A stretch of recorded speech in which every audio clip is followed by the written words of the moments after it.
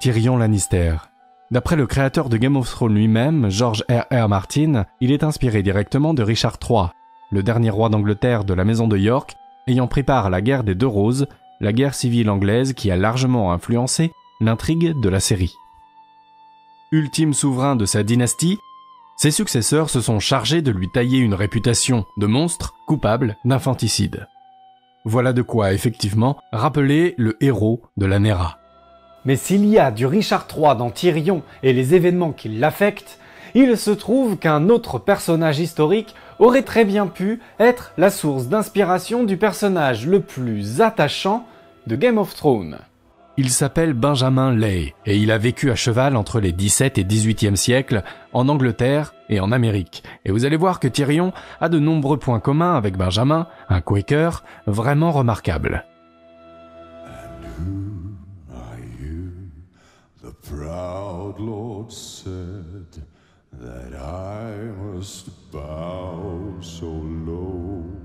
Bon, on va resituer un peu avant de revenir à Tyrion. Si les Quakers sont un groupe religieux qui existe encore aujourd'hui, ils ont une histoire mouvementée qui remonte à plusieurs siècles. Aussi appelé les Amis ou la Société des Amis, c'est un groupe religieux apparu en Angleterre pendant la Révolution à la fin des années 1640. Leurs membres prônent un rapport direct avec Dieu et rejettent le clergé, les prêtres, les pasteurs et toute institution officielle. Ils ne sont pas les seuls, beaucoup d'autres sectes radicales sont créées à cette époque et proposent des modèles de société alternatives renversant l'ordre établi. Et les Quakers des années 1650 vont donc suivre la vague et prôner eux aussi des idées très fortes et révolutionnaires. Ils pensent que toute personne a la lumière divine en soi et peut la retrouver grâce à la méditation, permettant ainsi de transmettre directement la voix de Dieu. On voit donc des hommes et des femmes qui affirment transmettre directement la parole divine. Et ça, c'est vraiment le fondement du quakerisme, que toute personne puisse se dire messagère de Dieu dans un souci d'égalité.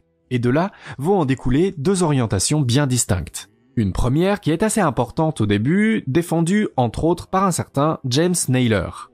Il est particulièrement virulent et il va privilégier les prises de parole très engagées et les mises en scène spectaculaires. À Bristol, il ira même par exemple jusqu'à reproduire Jésus entrant dans Jérusalem avec ses apôtres, sans qu'on sache encore tout à fait aujourd'hui s'il tente de l'imiter ou s'il se prend vraiment pour le Christ. Il est aussi très critique envers l'ordre social et s'attaque directement aux aristocrates et aux marchands. Et quand ils sont devenus pauvres à cause de vos manigances, alors vous les méprisez et oubliez que vous êtes tous issus du même moule et d'un même sang. La seconde vision, elle est plus mesurée et c'est celle de George Fox, le véritable fondateur et théoricien du quakerisme. Il rejette l'intermédiaire des pasteurs mais aussi les actions de Naylor qui sont pour lui très clairement à la limite du blasphème. Il est aussi plus conciliant vis-à-vis des oppressions comme l'esclavage. Il dira d'ailleurs en 1671 au sujet des révoltes d'esclaves à la Barbade que c'est une chose qu'il faut abhorrer et détester. Après la Révolution, c'est la restauration de la monarchie et, avec elle, une forte répression des sectes les plus radicales. Naylor est visé directement et il est condamné à plus de 300 coups de fouet, à avoir la langue percée pour ne plus faire de sermons et est marqué au fer rouge sur le front d'un B comme blasphémateur. George Fox devient le seul leader du mouvement et dans les années 1660, il structure la secte. Les assemblées de Quakers deviennent une institution dans laquelle s'expriment les croyants. Il opère aussi un recentrage des positions du quakerisme en le structurant pour éviter les répressions du pouvoir et donc en contrôlant les prises de position les plus extrêmes en les censurant. Mais le courant mené par Naylor va trouver un représentant qui fera renaître l'art de la mise en scène, l'extravagance et l'engagement sans concession des Quakers des origines. Voici l'histoire de Benjamin Lay.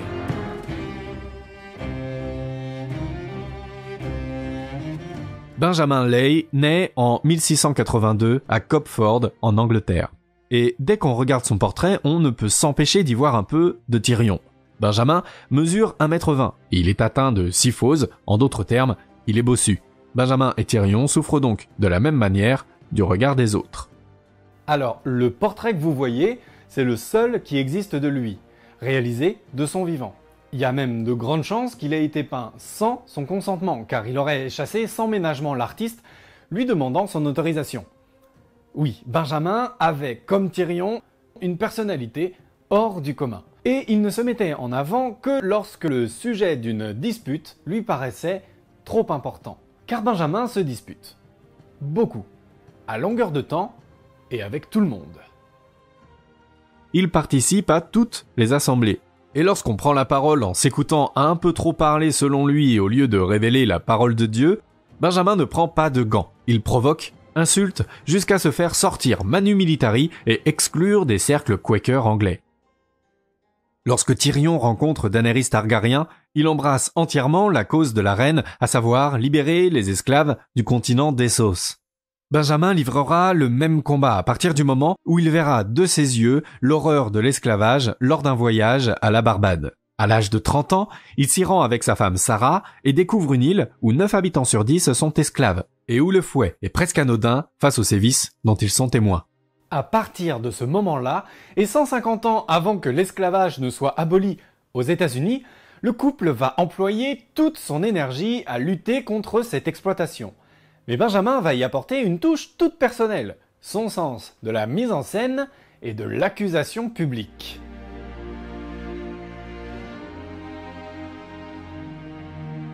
En 1732, Benjamin et Sarah se rendent à Philadelphie, en Pennsylvanie, une ville et un État fondés par un Quaker, William Penn, et pour les Quakers. Et comme Benjamin veut convaincre ses coreligionnaires avant tout, autant dire qu'il va avoir un énorme terrain de jeu pour mettre en pratique son art de la parésia, la parole directe et sans filtre. Avec une liberté de ton qui pourrait faire penser à Diogène en voyant balader Alexandre le Grand, il va littéralement troller les assemblées de Quakers pour imposer le thème de l'abolition de l'esclavage dans les débats de l'époque.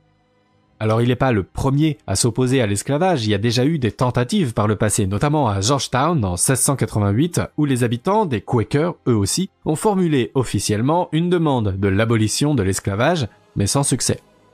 À ce moment-là, donc, au tout début du XVIIIe siècle, l'esclavage, c'est vraiment une institution qui n'est pas du tout remise en cause par les dirigeants. Pire encore, les responsables Quakers de Philadelphie sont eux-mêmes des esclavagistes notoires et en ont fait la pierre fondatrice de leur fortune. Mais Benjamin va se charger personnellement de les mettre face à leurs actions. Faire face aux puissants sans craindre leur courroux, ça vous rappelle quelqu'un ? You're talking to a king! And now I've struck a king. Did my hand fall from my wrist? Benjamin procède toujours de la même façon, inlassablement. Il se rend aux réunions Quakers et provoque scandale sur scandale. Il accuse publiquement les esclavagistes présents aux assemblées. Un jour, il jette une pipe au visage d'un cultivateur de tabac qui possède des esclaves dans ses champs. Quand il pleut, il s'allonge dans la boue devant l'entrée pour qu'on soit obligé de le voir et de l'enjamber. En hiver, il plante sa jambe nue dans la neige et attend la réaction des passants. Lorsqu'ils s'inquiètent pour lui, il répond qu'ils devraient plutôt aller s'inquiéter de leurs esclaves. Lorsqu'on lui dit de moins juger les actions des notables de la ville, il rétorque que c'est un devoir moral et que lorsqu'on choisit de ne pas s'engager, on permet aux forts de dominer les faibles. Mais la scène la plus mémorable que Benjamin a jouée a réussi à marquer les esprits de ses contemporains autant que de ses biographes. Alors qu'il prend la parole lors d'une assemblée, il soulève sa cape, en sort un livre qu'il transperce de son épée. Il y avait caché une vessie d'animal pleine de jus de raisin. Le faux sang en jaillit et le recouvre des pieds à la tête. Il en asperge les esclavagistes présents près de lui en leur promettant l'enfer s'ils ne se repentent pas. Il se fait exclure des assemblées. Il est moqué, humilié, autant pour son physique que pour ses positions. Les livres d'histoire aussi l'ont rangé dans les cases des seconds rôles, en le décrivant comme quelqu'un d'un peu dérangé, d'anecdotique. How would you say he died then?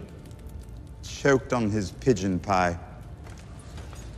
So you would blame the bakers? All the pigeons, just leave me out of it. Benjamin, comme Tyrion donc, possède, on l'a vu, un talent particulier pour l'art oratoire et les traits d'esprit. Mais cet esprit dont ils font preuve tous les deux ont besoin d'une chose essentielle. And a mind needs books like a sword needs a whetstone. Et les livres, c'est la passion que Benjamin partage avec Sarah, et ce qui lui a permis de rentrer dans l'histoire.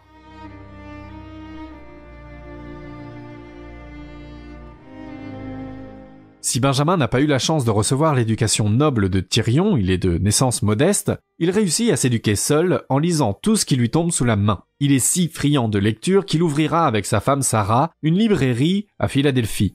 On y trouvera évidemment la Bible, qui reste la plus grande influence de Benjamin, surtout le livre des Révélations et ceux des prophètes Ésaïe et Jérémie. Mais Benjamin y ajoutera les écrits de Thomas Tryon, l'un des premiers penseurs du végétarisme. D'ailleurs, sur son portrait, vous pouvez voir un livre de cet auteur qui accompagne Benjamin. Car oui, Benjamin était végétarien, et on pourrait même dire quasiment vegan, plus de 200 ans avant l'heure.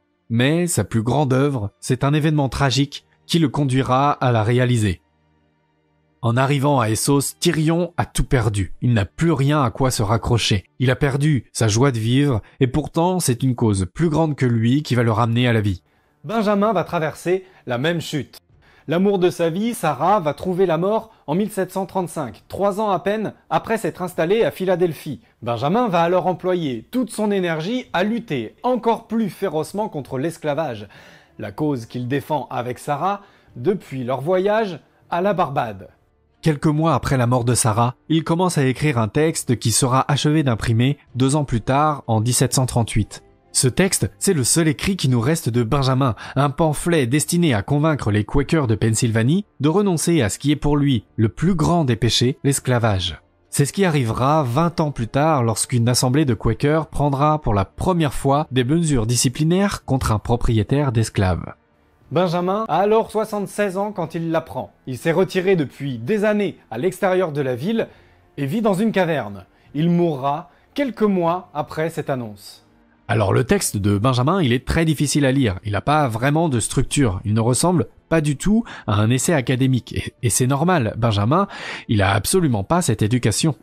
Pourtant, il a le mérite d'avoir permis aux biographes de comprendre l'inspiration et la motivation de Benjamin. Ce qui ne les a pas empêchés de souvent réduire Benjamin à un simple d'esprit. Mais alors, comment peut-on éviter de se tromper à ce point dans son jugement ?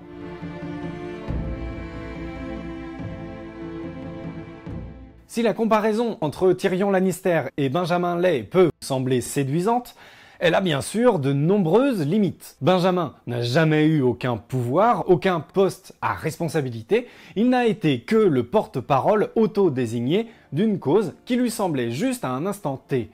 Il ne passe pas non plus son temps libre dans les bordels de la ville et il n'est certainement pas alcoolique. That's what I do. I drink and I know things. Et c'est pour ça que je voudrais m'arrêter un instant et réfléchir à l'exercice de la biographie. En ne choisissant que certains éléments de la vie de Tyrion ou de Benjamin, je fais que les ranger dans l'ordre qui m'arrange pour faciliter la comparaison. Je construis un récit, une histoire, mais nos vies ne sont pas des histoires, ou plus précisément, nos vies ne peuvent pas se résumer à une histoire. Et ça, c'est la question à laquelle s'est intéressé le sociologue Pierre Bourdieu dans son article « L'illusion biographique ». Il utilise la métaphore suivante. La vie d'une personne ne peut pas être décrite comme un voyage en métro, avec ses étapes importantes, ses moments fondateurs, son mouvement qui ne va que dans un sens, comme si tout était prédestiné. Les formules du type « depuis toute petite déjà, elle savait ce qu'elle voulait » ou « son avenir était déjà tout tracé ». Ces formules sont fallacieuses parce que, devinez quoi, nous ne sommes pas un métro. Et comment ne pas prendre en compte, toujours en filant la métaphore, l'ensemble du réseau ? Toutes ces intersections, ces aiguillages, ces embranchements qui ont fatalement un impact sur le mouvement du train. Mettre de côté l'environnement sociologique et ne pas contextualiser le sujet va forcément créer une image déformée de celui-ci. Nous sommes donc, d'après Bourdieu, le résultat d'un contexte et pas de notre unique volonté. Alors on pourrait nuancer un peu tout ça et appliquer du Bourdieu à Bourdieu. Malkovich. Cet article, il a été écrit il y a 35 ans, dans un contexte où les vulgarisateurs pouvaient facilement être la cible de cette critique. Mais malgré la diversité des contenus aujourd'hui, dont certains sont de très bonne facture, on trouve encore des cas d'école. Finalement, ce duel face à la marque Milka, elle l'attendait peut-être toute sa vie. Moi, depuis très très tôt, je savais ce que je voulais. Et tout ça grâce à l'impulsion d'un homme, un géant, un stratège politique et militaire, Bismarck, le Kaiser. Le mec hyper puissant, il va défoncer tous ses voisins. L'idée à retenir de tout ça, c'est de comprendre qu'une biographie, c'est un exercice à prendre avec d'énormes pincettes pour la personne qui la reçoit, en l'occurrence, vous. Pour éviter les pièges, vous pouvez vous poser quelques questions simples. Qui transmet cette biographie? À quel moment? Où? À travers quels médias? Pour quel objectif? Et pour quelle cible? Est-ce que le sujet a vraiment été décrit dans son environnement? Ou comme le héros de sa propre aventure? Ou d'une histoire plus grande que lui? Je vous laisse à ces réflexions, dites-moi en commentaire ce que vous en pensez, et si vous faites déjà cet effort, qu'on puisse en discuter ensemble. Parce qu'il est temps pour moi de retrouver Benjamin.